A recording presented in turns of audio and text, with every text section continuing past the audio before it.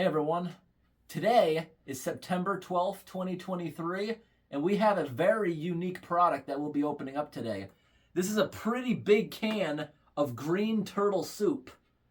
I'll give you guys a close-up look. Green turtles have been on the endangered species list since 1978, and this product here was produced in the 1950s before it was an endangered animal. And the other side of the can has totally different graphics. It says Charles and Company, Green Turtle Soup, Genuine Clear with Sherry Wine. I wonder if I pronounced that correctly. So, it's partially Charles' fault that this animal is endangered.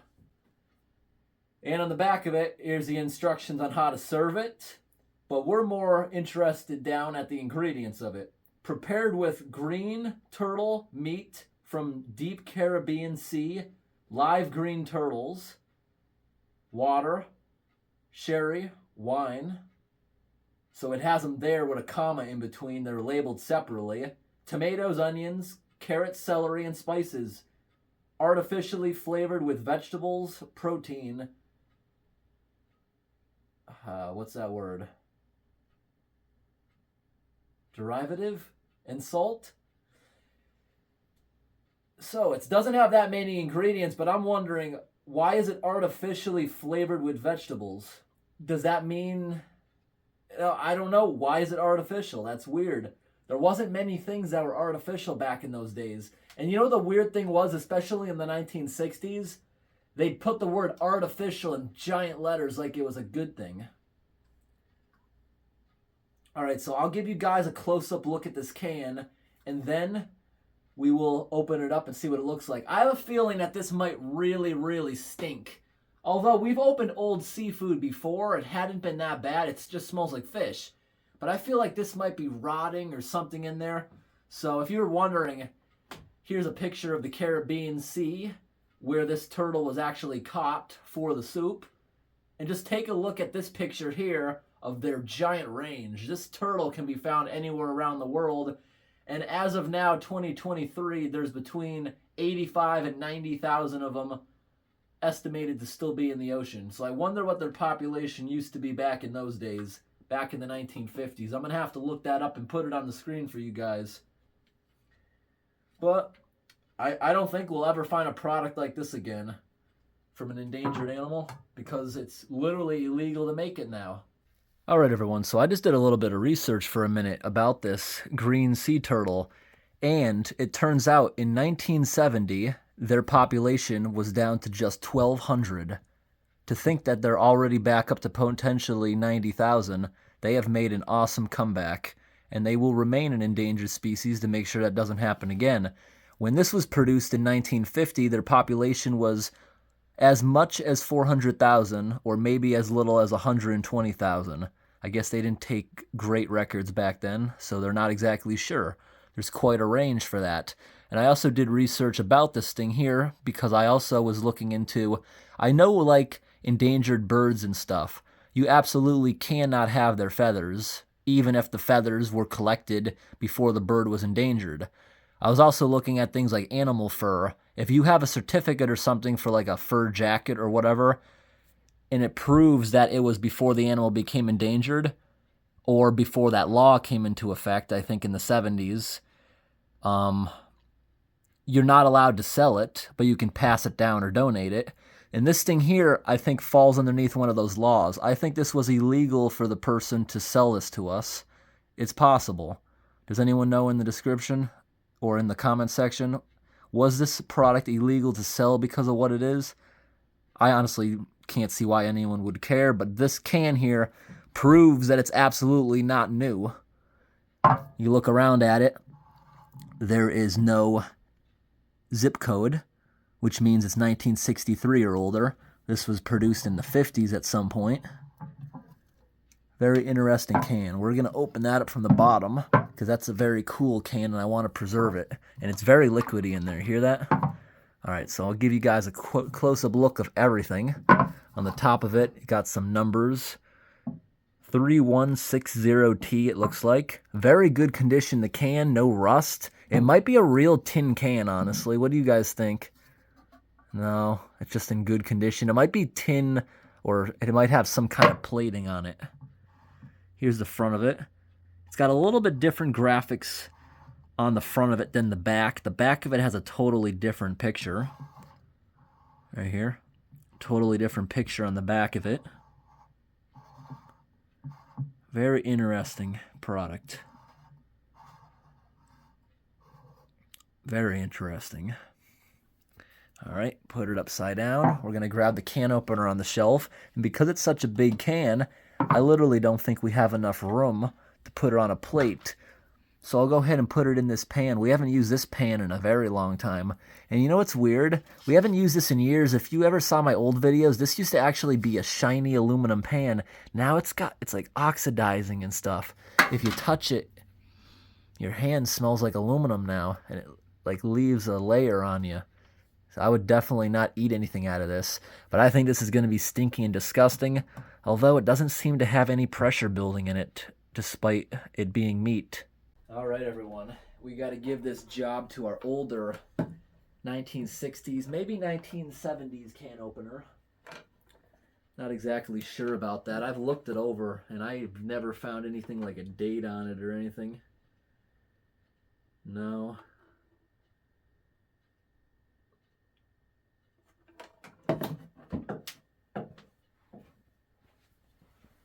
Gotta pull up a seat so we can look at this. What do you guys think? Is this gonna make any sort of noise when we open it up? All right, here we go. 1, 2, 3. That's a thick can. Oh, a little bit. Come on. It's a very thick can. That's what it is. It's spilling. Oh, I don't even want to smell this. Ah, man, the can ruined it. It doesn't really smell bad at all, honestly. It doesn't smell bad. It looks like it's actually preserved. Oh, that's a shame. The can opener just destroyed this one. It rarely destroys cans. It had to destroy this. One of the best ones. All right, take a look at the juice before we pour it out. It's kind of clear. The broth actually smells good. That's on my fingers. Actually kind of smells good. Still. Let's pour this thing out. Oh, look at all that broth. Lots of broth. Wow, there's actual chunks of turtle in there. Look at that. Right there. Look at these chunks. Yeah, it's mostly just broth, and there's some couple good chunks of the turtle in there. I'm actually very pissed at myself because of this rip right here. I'm very pissed at myself. Look at the can. This is like, that's a high quality can. Barely any corrosion on the inside. There is a little bit if you look in there, but nothing got into it. That honestly still looks good. Look at that. Yeah. That definitely still looks good. There's a lot of juices in there. We got to take a test on this and see what's in there, if anything leached into it or not. I'm looking at this can. It's got the lead seal right there. You see how it's kind of, that's lead right there. So there might be an issue with it. So let's get the test kit out. Let's get a close-up look at this. I think it's amazing how well these pieces are preserved. What is that right there? Is that skin on the top of those chunks? It's mostly just broth. I don't see any of the vegetables in there that it mentioned. Those are probably just used to flavor the broth. I would assume maybe they were strained out. Yeah. There's not much silt. All right, so we're going to take this test kit here, which does heavy metal testing. Just take a dip in there and it gives you an instant result in any liquid. Bang it off. Gonna have to clean this table afterwards. Just give that a minute to develop. On my hands, this broth smells good. This doesn't stink like I thought it was going to. All right, so let's see what we got going on. Lead. Yep, lead's up there. Look at that. It's up here around the 15 mark, or maybe around 10, I would say. Fluoride, it looks like 0. Iron, 0. Copper, looks like 0. Mercury, it looks like 0. Anything else important? What's the pH? What about aluminum? Aluminum is 5 from the bottom. Nope, there's no aluminum. And pH is pretty neutral. Yeah. So it does have lead, not nearly what we have found in certain cans, maybe around 10, 15 parts per million. And if you look down on the scale, that's still technically acceptable. But I don't know if this is a food grade test. Is this? Oh, it's a drinking water test. It's within acceptable ranges, actually. Amazingly, after 70 years of being allowed to leach. What do you guys think of that? Is that like a little tiny worm in there or something? Maybe. All right, everyone. I want to take a look at this under a microscope now. Take some slides out.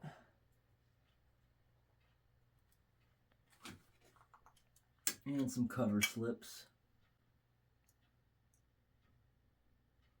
The top couple just look dirty. I'm not using them.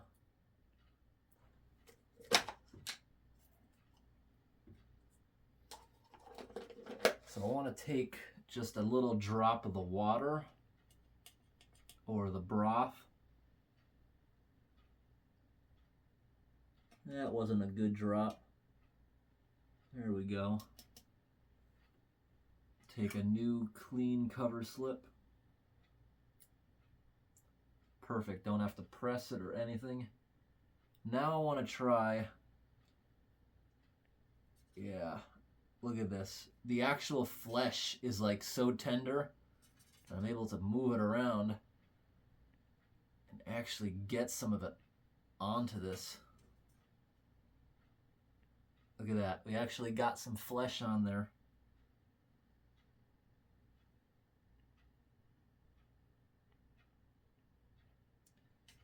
All right, we definitely got it on there. Gotta get another cover slip over that. This time I had to press down on the edges, but we actually got a piece of it on there. Be cool to look at that. Put this stuff away. And we gotta clean this stuff up a little bit. I'm gonna do that first. Just clean up a little bit of this. Be careful not to spill that. That's very full.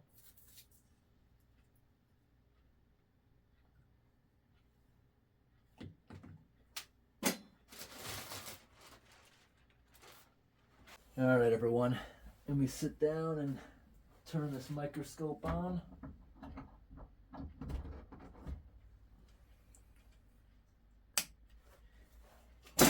All right, the first thing I'm going to do is try looking at the little piece of flesh.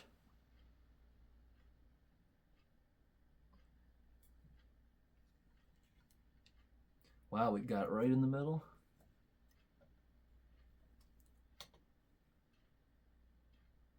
Wow, we're actually going to get an awesome view of this.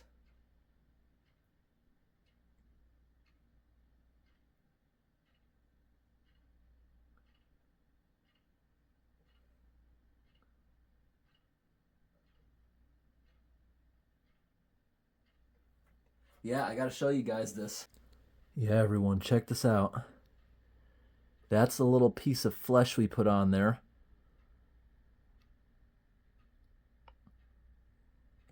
Move off to the sides. We just got a little bit of juices.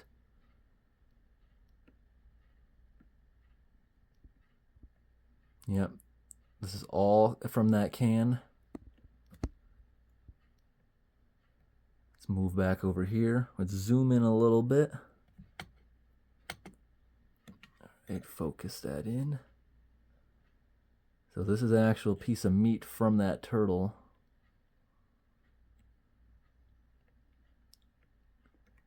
Here we might need to fine tune a little. I'm sure glad I didn't taste this if some of that's what I think it is. I see fat globes. That's what some of that is. I can't really zoom in that much more. Let's try a little bit more. Alrighty. Focus in on some of that stuff. What do you guys see there? Are those all plant cells, or I'm thinking a lot of that might be bacteria all over in there? Probably dead, but who knows? Now, while we're very zoomed in, let's go try to find that piece of meat again. Are we going to be able to find it? Here we are. That's the meat again, this dark area. There we are. You can't really see anything that's zoomed in. And the next objective is a oil objective, but it's mostly dark. You won't be able to see anything more. Not really. So let's go back to the low objective now.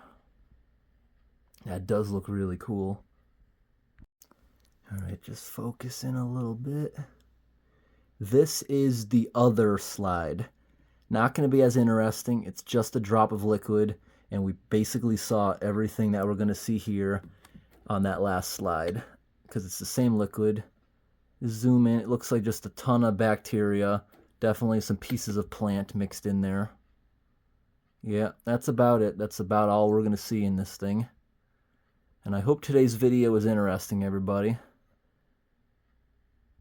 We're going to do something else in just a second with the actual turtle. All right. Yeah, we were definitely focusing in on the right thing. I'm walking very slowly so I don't spill this. It's very full.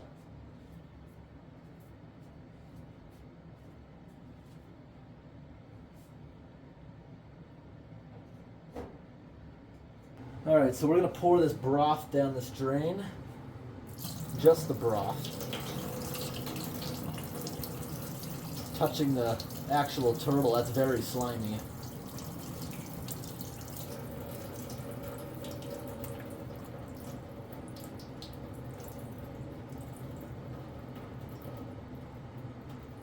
All right, the turtle, we're gonna do something else with it. I'm gonna wash this stuff down.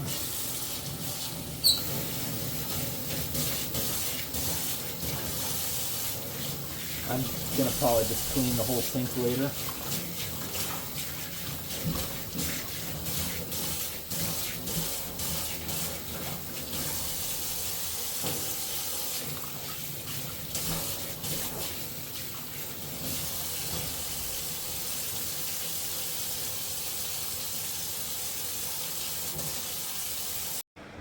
All right, everyone, we're outside now, and I decided I'm gonna walk over here and we're gonna give this turtle a proper cremation tonight.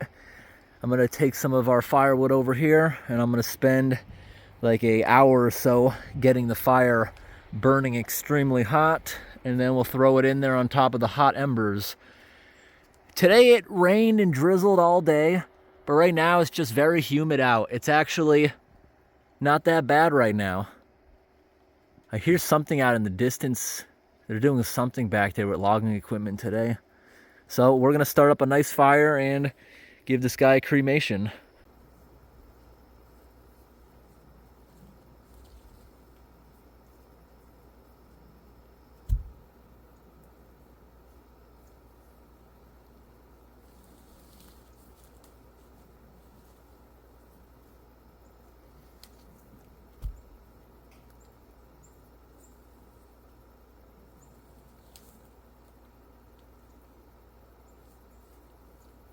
So I got a couple logs here that are just too big to fit in the fireplace, and they're kind of slimy. Let's see if we can break them at least in half.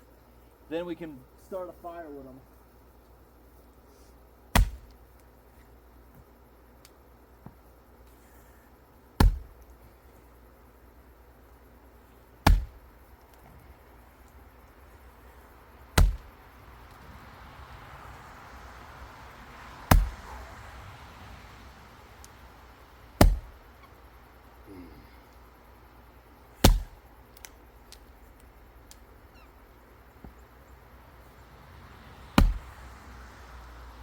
stubborn.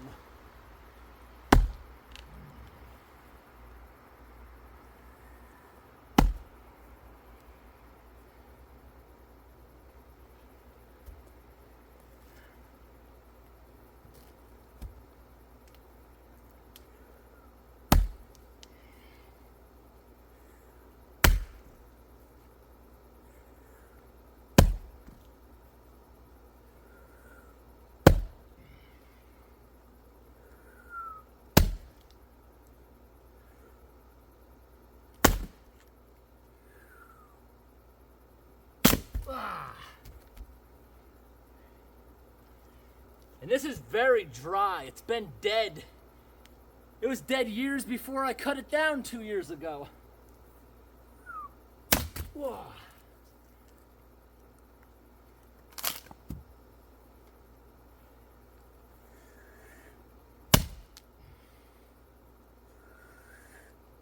Bah.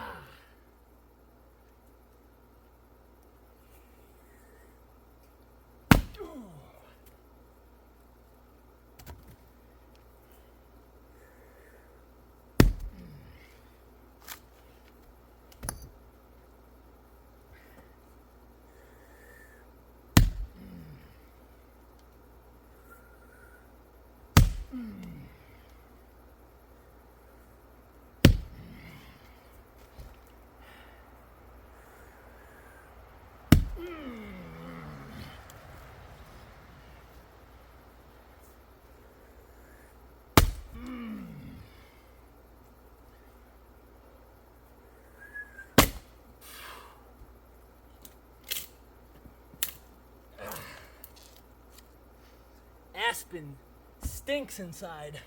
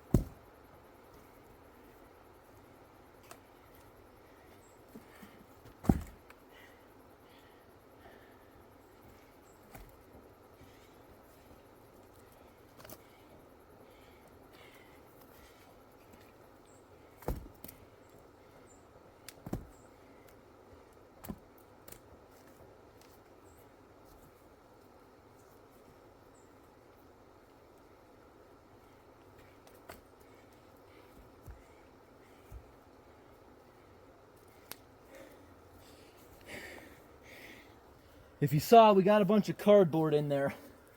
We just got to catch that and then give it a little bit of time. I'll probably let this thing burn for nearly an hour until it's down to nice coals to put it on.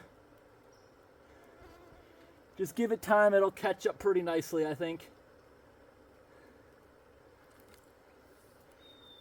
It's caught, maybe it'll go out. We just got to give it some time.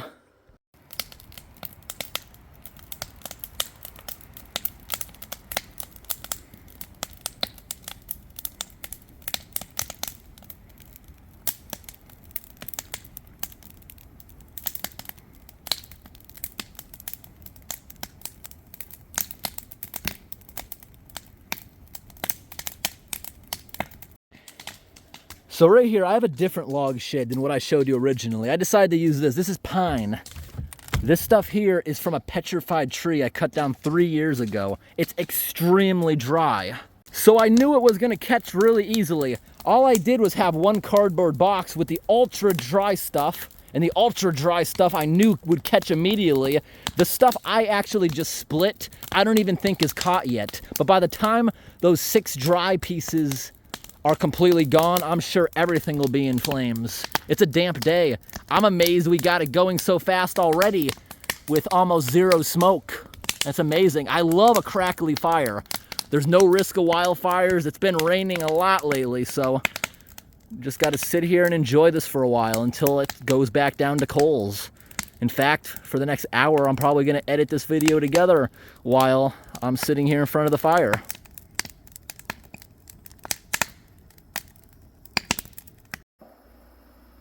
As cool as this looks, the smoke, this thing is almost out. There's still some hot coals in here, but I don't know. Well, that might catch itself back up. Maybe it just needs air. Maybe if I open it a little bit, that'll help a lot. Yeah. There we go.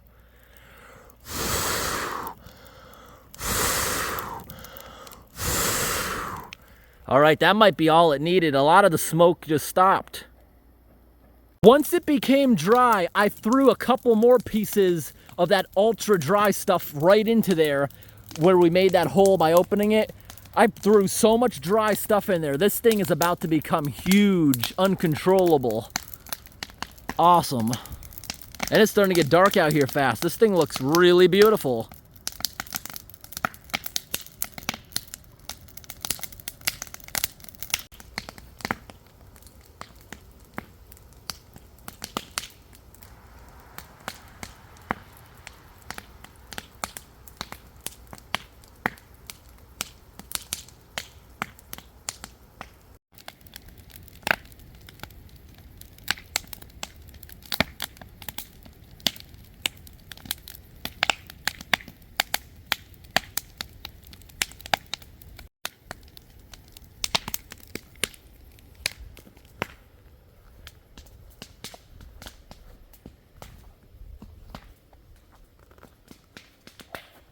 Can any of you hear the scary noises in the woods?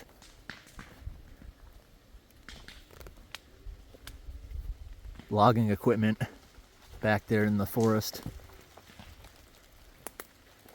And the wind is dropping some rain on myself. And here's our old pallet house. That's how that's doing.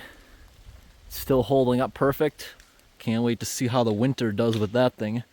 That's a camping video I did on my main channel about a month ago.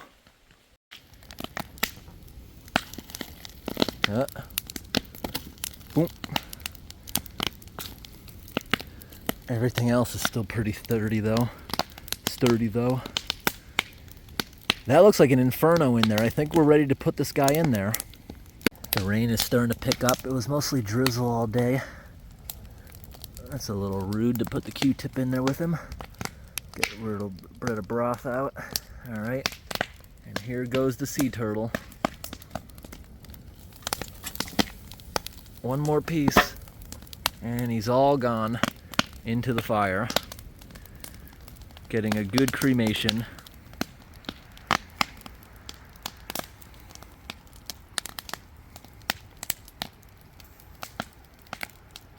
I'm getting in here as close as I possibly can, and I cannot see it anymore. I can't smell anything. It's been almost 10 minutes.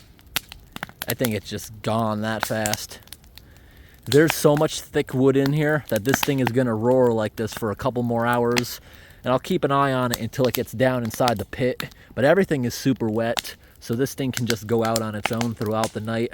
Plus, basically every day in the forecast except this Thursday is rain, drizzle, so no risk of a forest fire happening, thankfully. And this is one of those fires I can tell that this thing will still be hot to the touch in 24 hours, maybe even longer. I had a fire last week. The pit was hot enough to burn you for like 3 days, but it was drizzly and rainy, with nothing around, just green grass. Now this thing, see how it's throwing sparks? It wouldn't be a good idea if you were in a dry place. But around here, it rained probably at least 70% of the days all summer. Not like last year where it went literally 3 months without raining. It's nice. This nice fire. I'm gonna sit around it. Once this thing goes down to just hot coals, maybe we'll make some potatoes with the ones we grew here. We'll wrap them in aluminum foil and throw them in there right into the coals for like a half hour.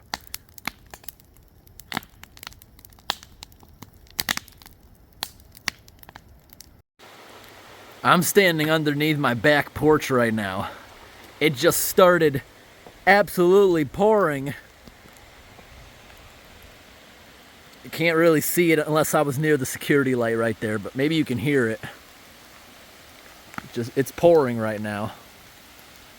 But the forecast says, and I'm looking at the radar, within 20 minutes, the percentage of rain drops down to 5% for the rest of the night.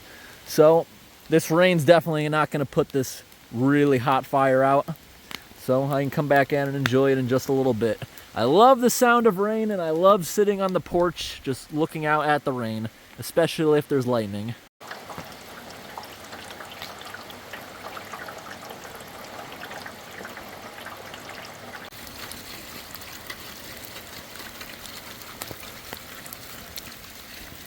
Got a pretty good flow right into the lilac bush.